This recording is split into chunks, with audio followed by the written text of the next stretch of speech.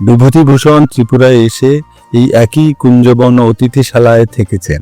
ডায়েরিতে লিখছেন, প্রাসাদের ছাদ থেকে সূর্যাস্ত দেখে মনে হলো এমন সূর্যাস্ত কতকাল দেখিনি।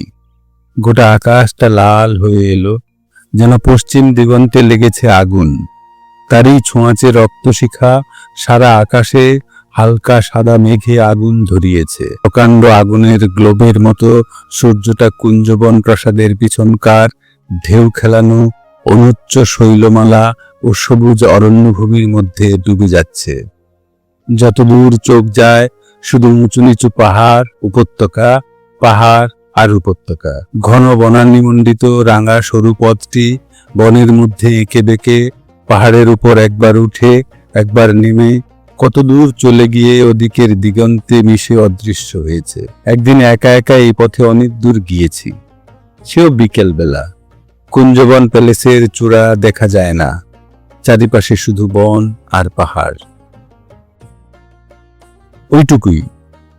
যদি তিনি ত্রিপুরার বন জঙ্গল, মানুষ আর এইসব ছোট ছোট ঝর্ণা আর ছড়ায় ঘেরা ত্রিপুরাকে কাছ থেকে দেখতেন, যদি আরো কিছু কাল থাকতেন, যদি তিনি গাইরিংয়ে বসে বাঁশির সুর শুনতেন, মানুষের সঙ্গে মিশতেন, তাহলে হয়তো অন্যরকম কোনো সাহিত্য আমরা পেতে পারতাম।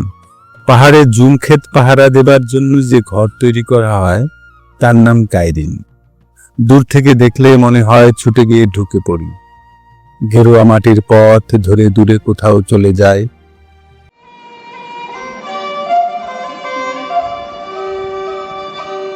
সূর্যাস্তের গোমতীর ধারে বসে বসে এসব মনে হয়।